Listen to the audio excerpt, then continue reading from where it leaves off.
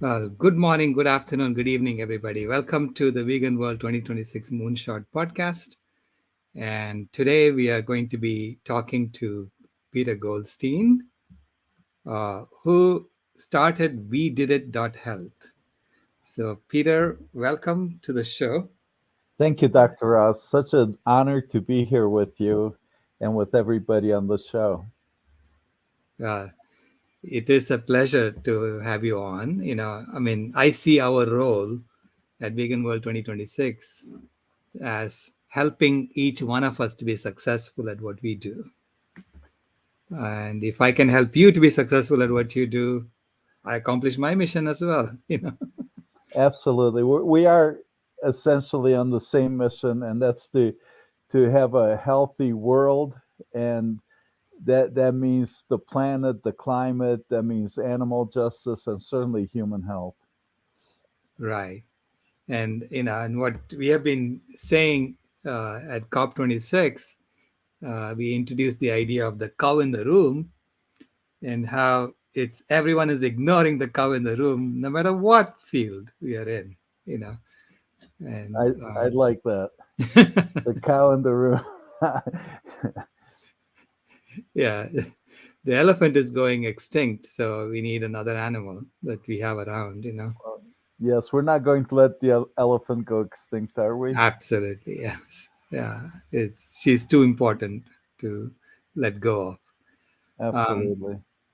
so let's start by describing how you got into this. When did you go vegan, and when did you decide to do this? Absolutely. Well, thank you for that question. I actually have been vegetarian for probably almost 20 years. It all started when I attended a Tony Robbins event, and I've done a lot of work with Tony. The first event, Unleash the Power Within, it, and at the end of the weekend, Tony challenged us to 10 days of being vegan, alcohol, and tobacco free. And from that, I accepted, took on being vegetarian. And that first night, I refused a chicken dinner and haven't looked back since. And I absolutely don't miss it. So maybe it was one of the easiest things I've ever done. So I'm really fortunate for that.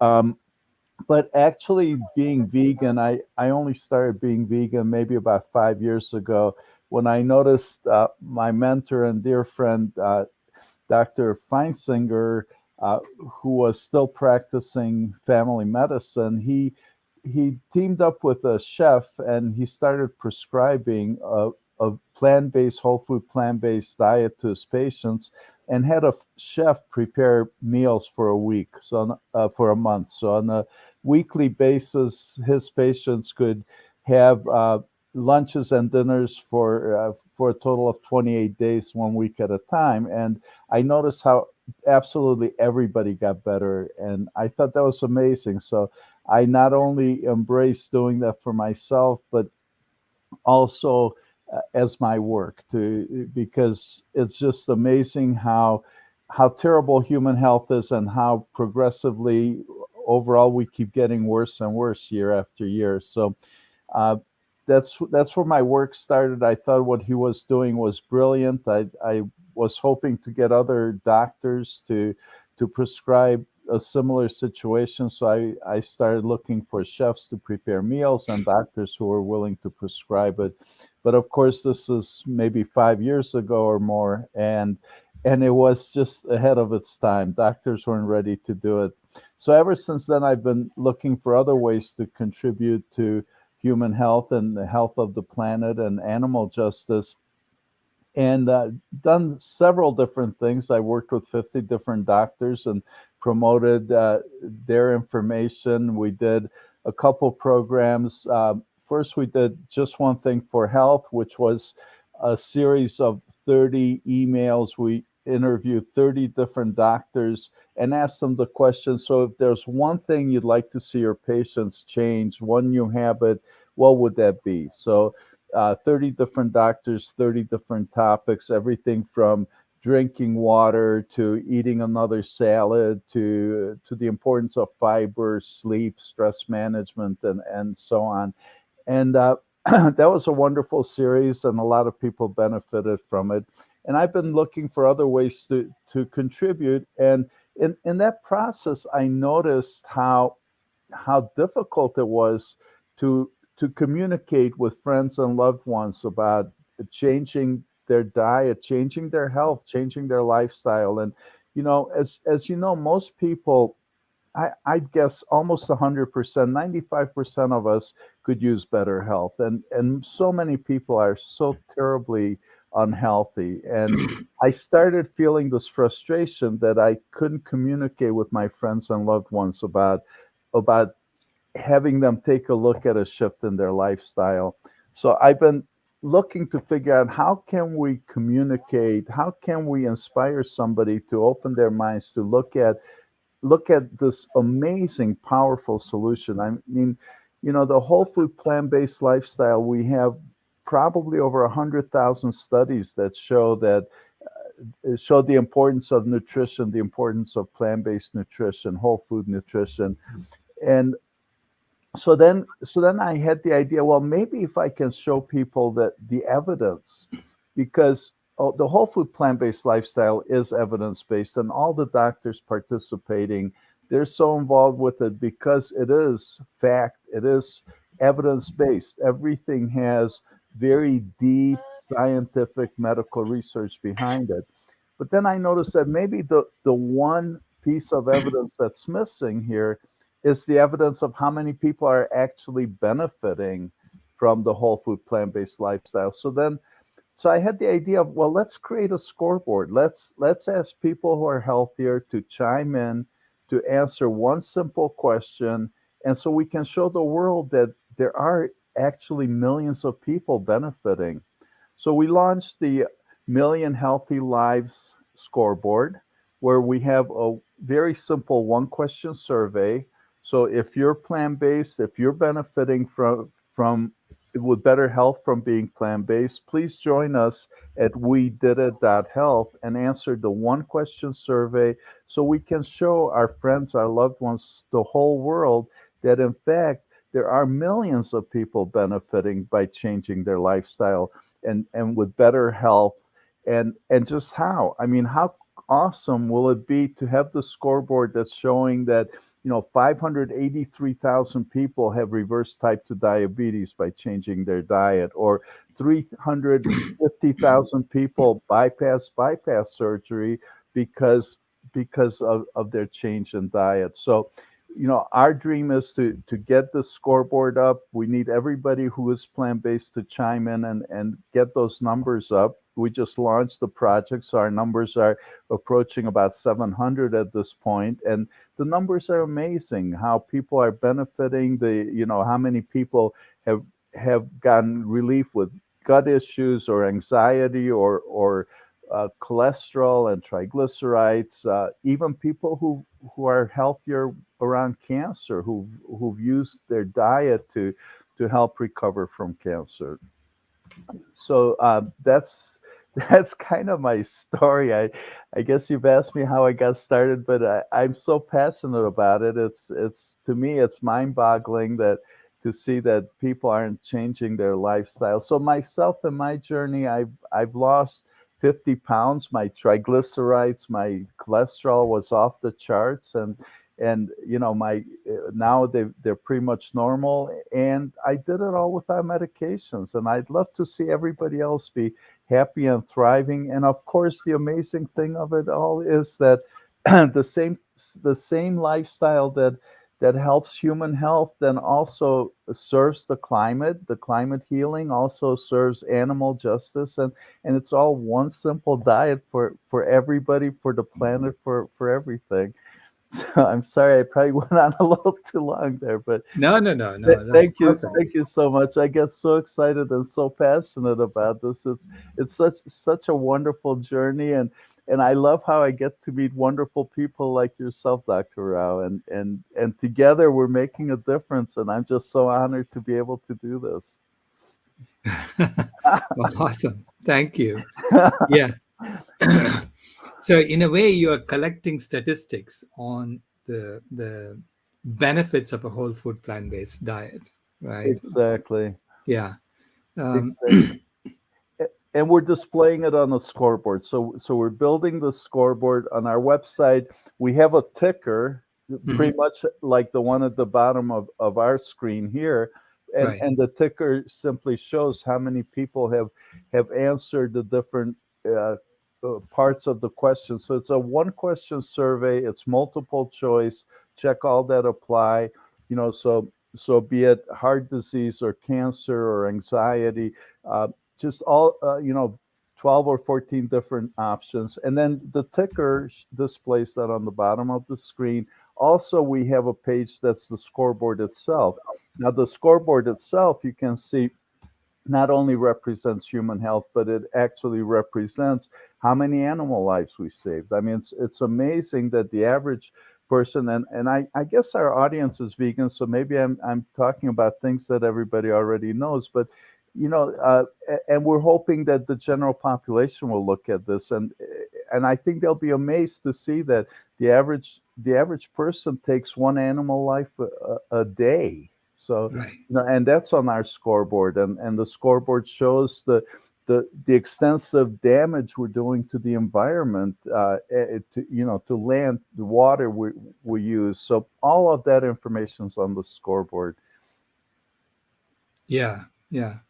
Uh, have you formed partnerships with the organizations like, say, Physicians Committee for Responsible Medicine, or Well, go ahead. we would love to, and we're in process of reaching out and doing that. One of currently started a conversation with Dr. Gregor's nutritionfacts.org, because Right. the one piece that I definitely would like to see on the scoreboard is nutritionfacts.org. How many scientific studies they've reviewed? I've seen Dr. Gregor speak maybe 5 years ago in Carbondale, Colorado, and he said, if I remember this right, he says they review like 27,000 studies a year. So for 10 years now, his amazing organization has been reviewing.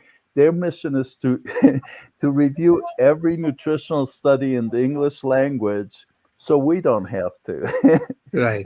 And so they do this amazing work. Well, in 10 years, how many studies have they reviewed? I mean, that I really would like to see that on our scoreboard. So they would update this number, and so we can show the world that I'm going to guess they've reviewed well over 100,000 studies. And, Right. so yes, we're looking to have relationships with all the organizations. Our mission is to bring together the various components of this movement, and so that we can we can move the movement forward. To Right. me, it's mind-boggling that it's been 40 years now that Dr. Campbell has proven that cancer cells thrive on animal protein and they die from plant protein. So we, for 40 years, we have this medical, scientific, peer-reviewed evidence about nutrition and health. And after 40 years, and I would love for somebody to show me the correct numbers here, but our best guess is that maybe 1% of the world is living a whole food plant based lifestyle. Perhaps 5% of the world is vegan, but only a small part of people who are vegan are really Hmm. whole food plant based. A lot of vegans are healthier. They're not completely whole food plant based, and being healthier is really wonderful. Reversing chronic diseases is amazing, and it takes a full-on whole food plant-based lifestyle to do that. But for 40 years, we've had this evidence, and Hmm. yet, most people, maybe 95% of the world, I've seen Dr. Furman talk, and he was saying something like 97% of us could be healthier.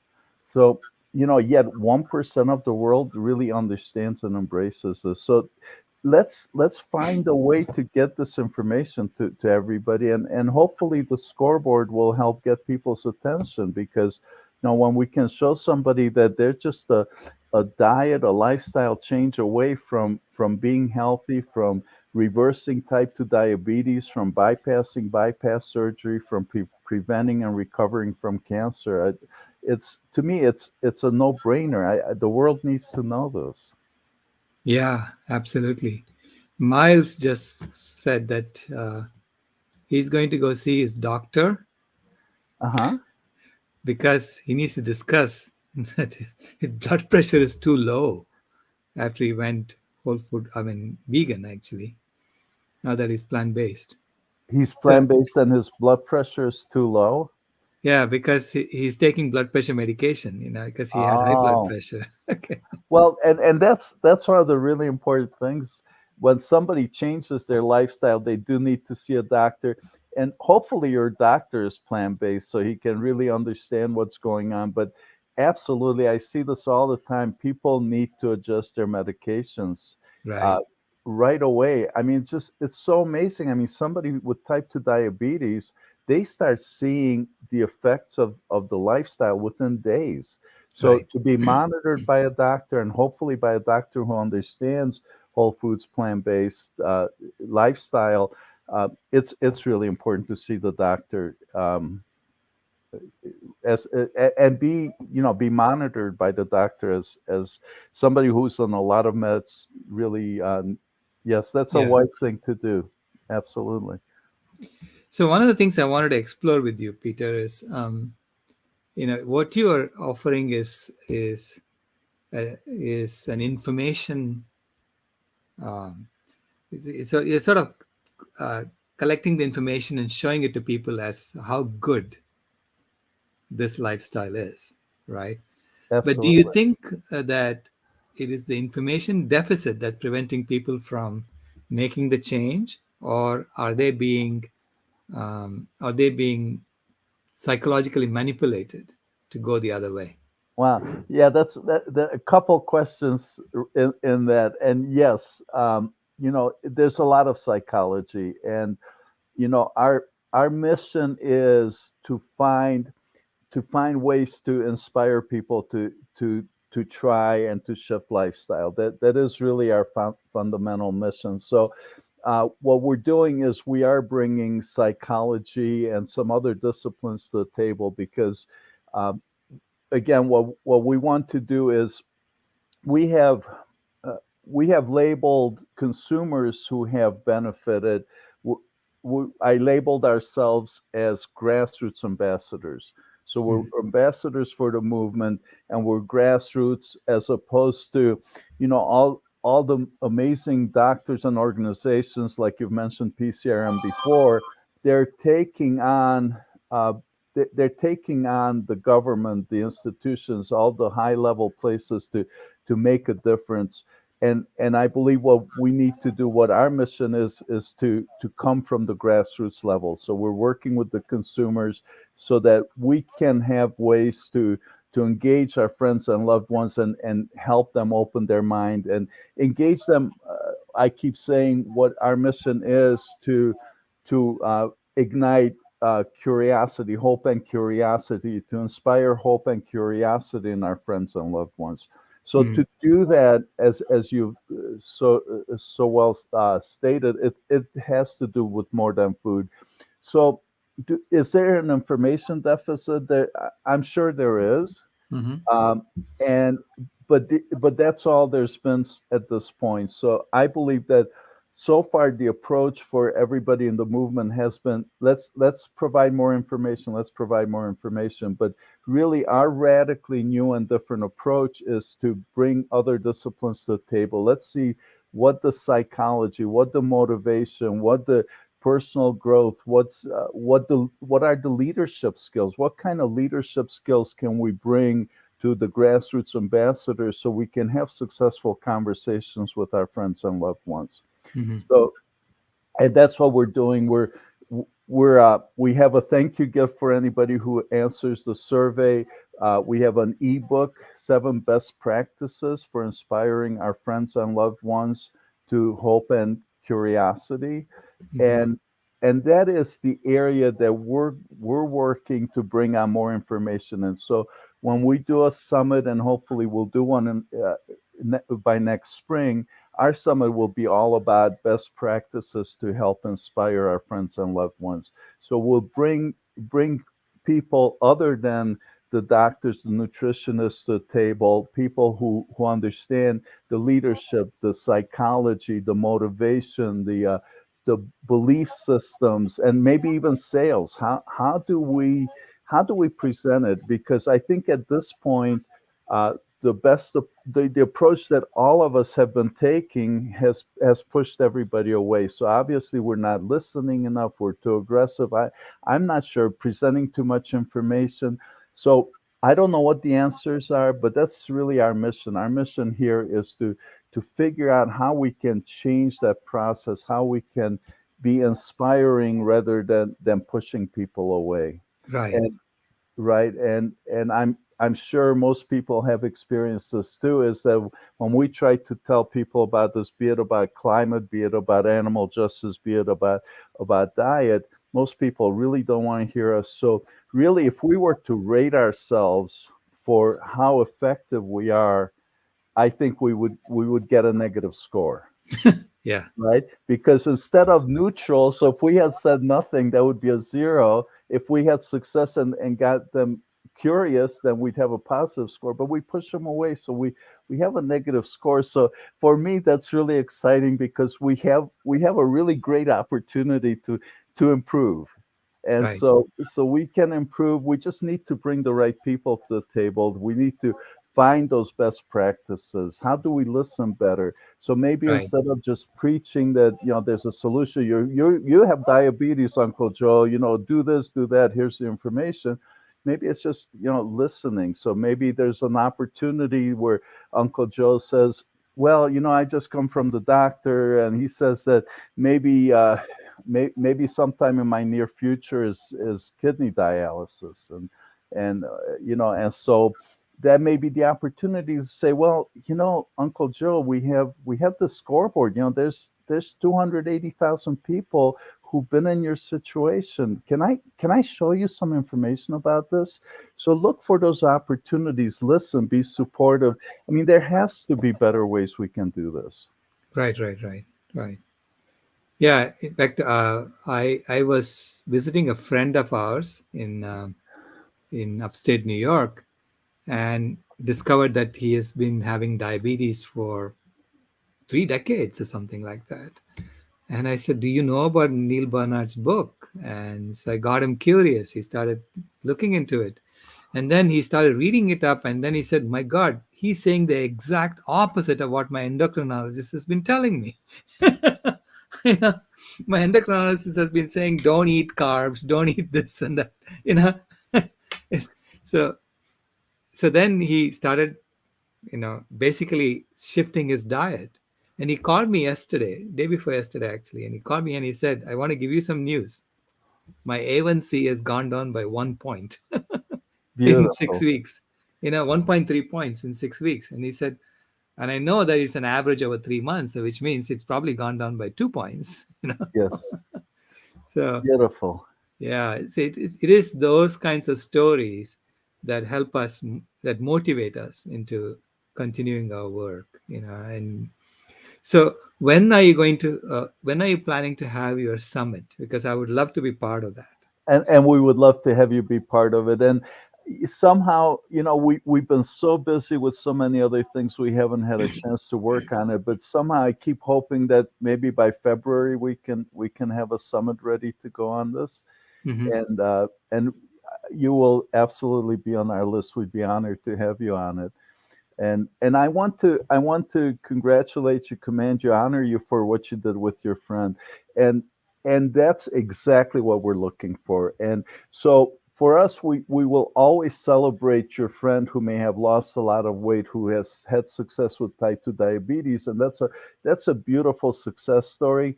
but the success stories we also want to celebrate are yours, is a story like yours, how you succeeded. So if we can start sharing the stories of how we succeeded, we can support each other and teach each other so we can learn from each other. And I just know that we have such a huge opportunity to improve on the negative score of being able to influence and inspire our friends and loved ones. Right. So those are the stories we want to have, and help people. I believe that, and tell me what you think, Dr. Rao. I believe that most people have given up. Most Mm, people have said, I don't want to make enemies of my friends and loved ones. I'm so frustrated. I give up. So the best thing I can do is just keep my mouth shut and let right. them live their lives. And that's a frustration, and that's a compromise. I don't think we need to compromise. I think we can find better ways of doing this. Yeah, I'm glad you brought that up because I did the exact opposite of that. Normally when people go vegan, they tend to reduce their social activism because they are outside the norm now, and they don't want to be like the outsiders, right, who don't belong. But when I went vegan, I increased my social activism. I actually went and stayed with my relatives, went and stayed with my friends more. Instead of going to a hotel, I would go stay with my friends and my relatives, and then they would be cooking vegan for me, and they would be then asking questions. Why are you eating this way? And then the conversation starts, right? So Hmm. I consciously did the exact opposite, even though it may have been uncomfortable in the beginning.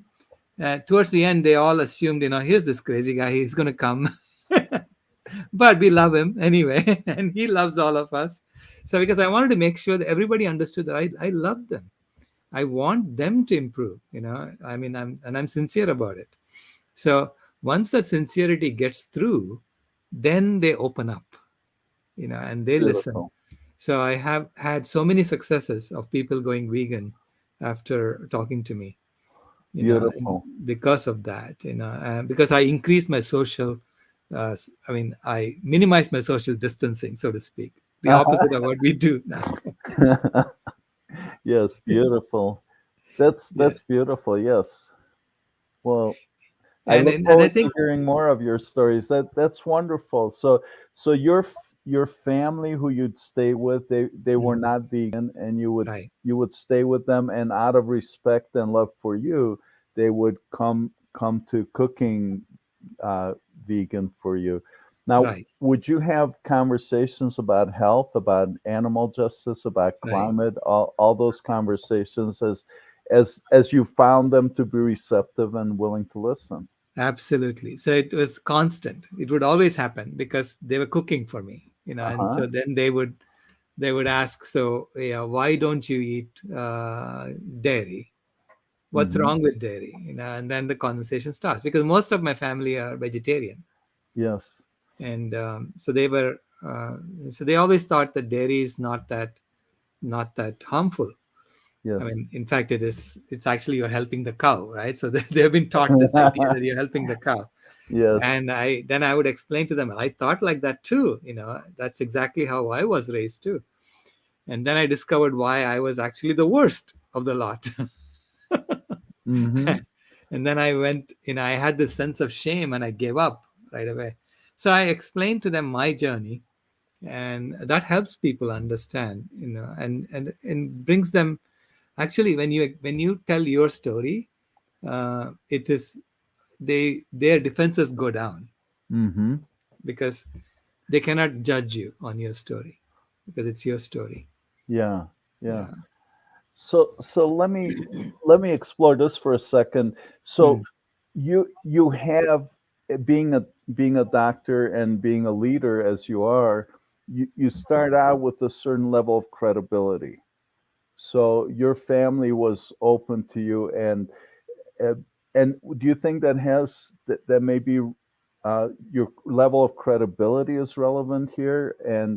Um, and then I think my follow up to that would be, how does somebody who doesn't have your level of credibility, uh, they should probably be mindful that they establish credibility with their friends and loved Right. ones before they start speaking. So how would you suggest somebody to start doing that so Hmm. that they do have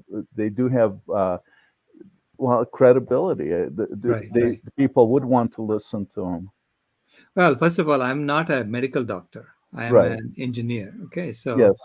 uh, um, but my credibility actually comes from my personal experience, and everyone has their own personal experience, and they have, I mean, 100% credibility with respect to their own personal experience. So this is why I think it's important to tell your personal story as to what happened to your body. I mean, what happened to your spiritual health and your mental health when you did this. And because no one can argue with that. And it is, and it's your experience. So there is nothing they can say about it. Hmm. So that helps a lot. Okay. And and I say that, with my relatives or with anyone's relatives, they know you, and so meaning they have seen you before this, Yes. right? And so they have formed their own judgments about you, whatever it is, whatever those judgments are. So you come with a little bit of baggage, right? Right. Whereas Yes. when you talk to a stranger, you don't have that baggage, so you start from Okay. a neutral place, Uh right? huh. Yes. And so maybe then, your credibility, your personal experience is given greater credence, Hmm. but I, I'll tell you another experience of mine. I'm part of this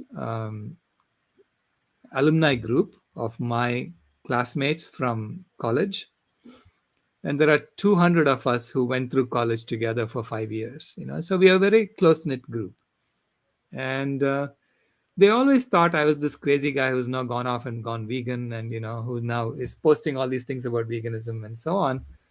And just a couple of weeks ago, one of our classmates, had a quadruple bypass heart surgery, and he's in critical condition right now. I'm sorry to hear that. So yeah, and I mean, he's my age. He's 60, and so it was a shock to the whole group. Okay, but then I said, everyone is praying for his well-being, and I said I also pray for his well-being, but the sincerest form of prayer is for us to acknowledge and address the cow in the room on human health. And I posted Dr. Caldwell Esselstyn's book, a link to his book, How to Prevent and Reverse Heart Disease. Yes. And he says very clearly that heart disease is a toothless tiger who Yes. shouldn't even exist. Yes. It's just a food poisoning that never got treated. Yes. That's the way he puts it. Yes. And I told them that it's a food poisoning that never got treated. And for us as engineers, especially, who go by evidence, you know it's unseemly for us to keep ignoring the cow in the room. And it's time Yes. for us to acknowledge the cow in the room, especially as South Asians, because we know that we are genetically inclined to have very narrow arteries, Hmm. which get easily clogged when you ignore the cow in the room. And suddenly now, I mean, I'm getting all kinds of positive messages from my classmates. They're saying, Wonderful. "Thank you for reminding us," and it is important that we address this. Yes. Yeah. So I think it is, it's one-on-one conversations that we have, but the kind of work that you do, where you're accumulating this data and showing people the accumulated evidence, is important for us to point to that. And so this is why I would love for your work to be part of a lot of other organizations. They should be having.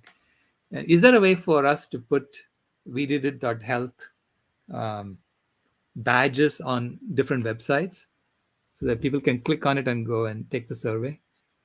Yes, you know what? That's a wonderful idea. And uh, so far, what we were thinking, actually, I love it. We were thinking that we could share the ticker, the scoreboard, and Hmm. people could click on that and come to the survey.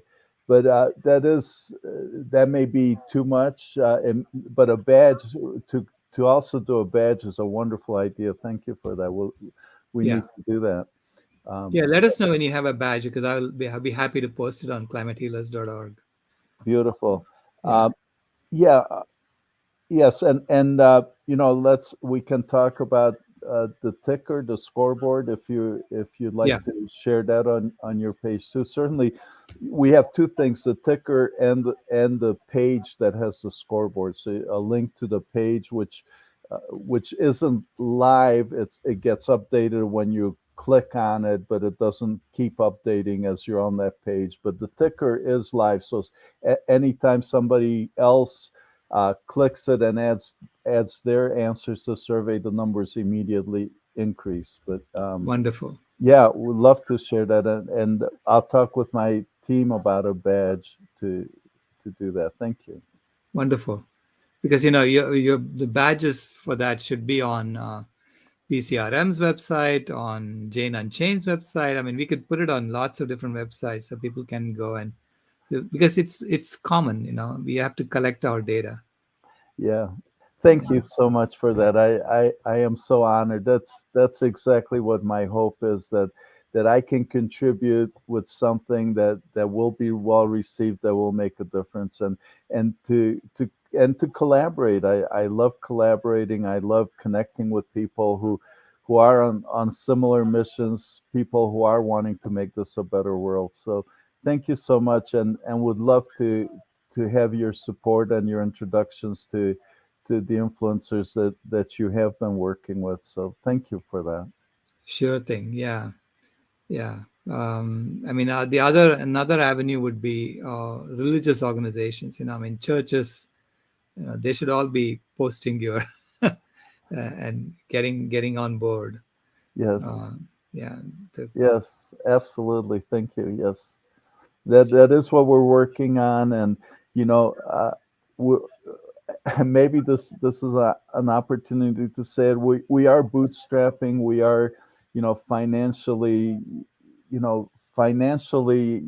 not we don't yet have all the finances that could help us get everything out there. So we have opportunities for financial partners. Anybody who really believes this is something that that is important, and we'd love to have some financial help so we can get this work out quicker.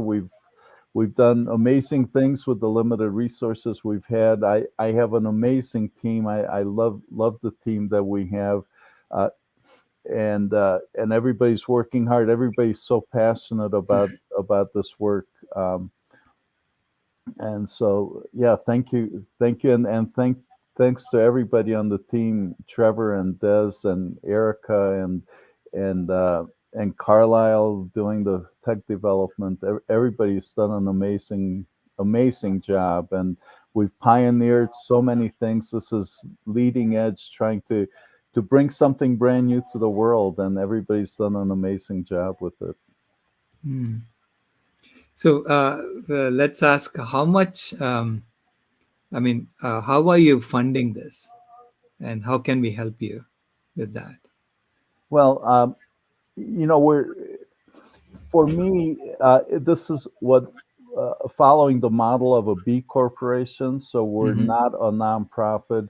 The B corporation is, to me, the conscious new age way of having a business, because it honors both. Equally honors both objectives. So a nonprofit has the objective to contribute and make this a better world, and and for a corporation, the traditional corporation, actually, even legally, are required to be focused on shareholder equity, to increase shareholder equity. And we can have conversations about how that's part of some of the causes of things that aren't working right in the world. But a Right. B corporation is a new age concept where both of those concepts are equally recognized.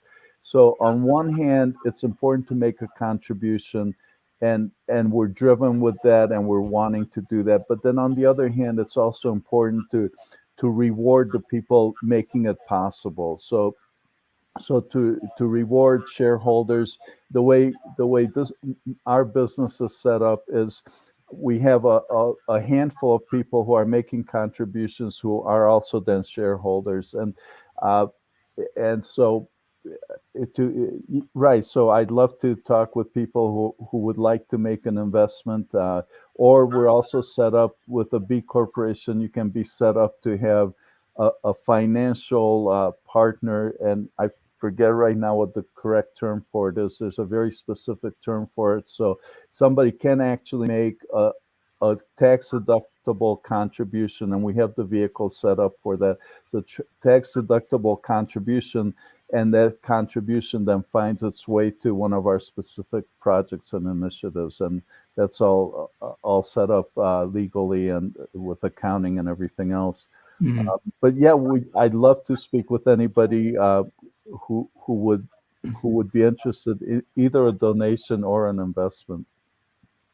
Oh, interesting. Okay. Thank you very much for that. Perfect. Is there anything that I haven't asked you that you would like to talk about? Oh, wow.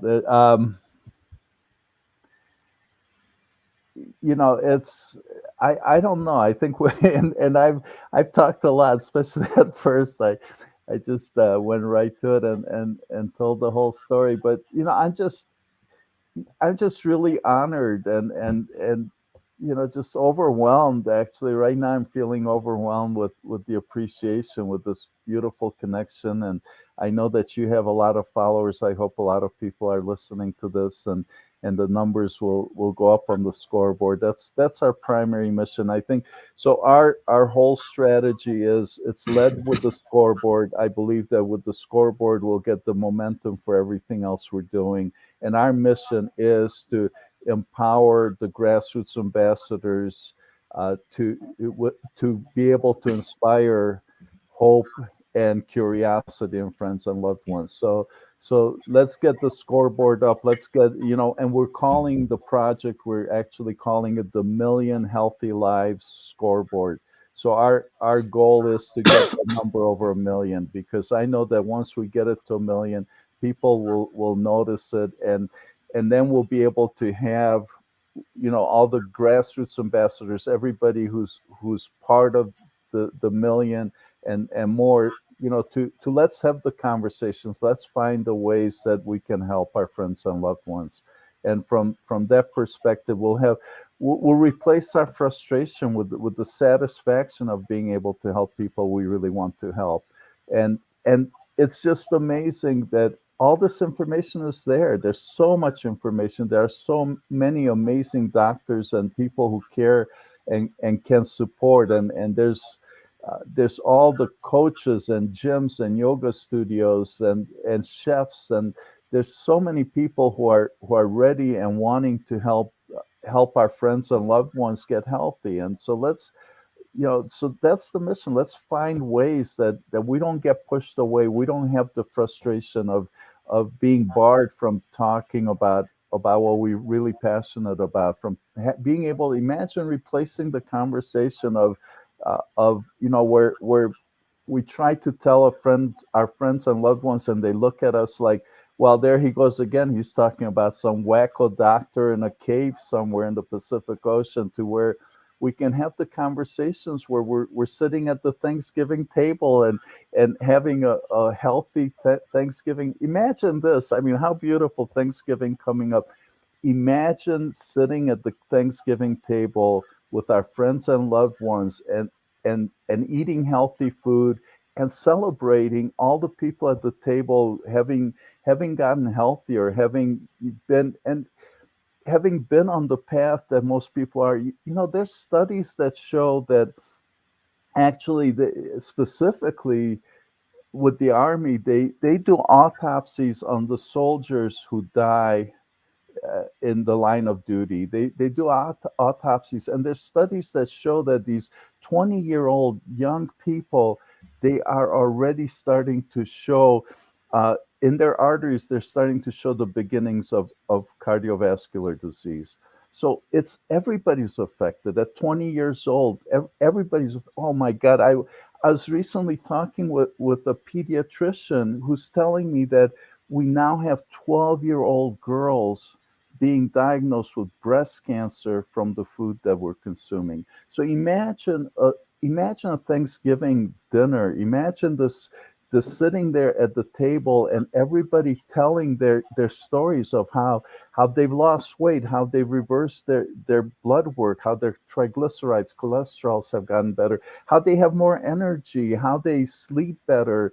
And imagine those conversations. So let's create this. Let's take the opportunity to move from being almost barred from the Thanksgiving table, from not having what to eat at the Thanksgiving table, and to where our families are celebrating their health. And that's all just right within reach. We can get there, and that's my vision, and that's my dream for Thanksgiving, that next year at the Thanksgiving table, more of us can have more conversations like that.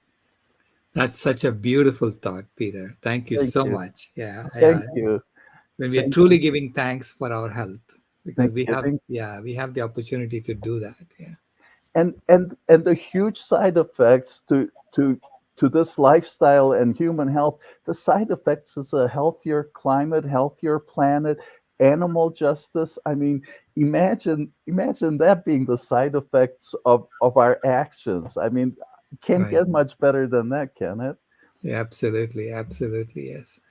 Thank you so much. You're such an inspirational human being. So I'm glad to have you on our show, and thank you so much for being here and talking to us.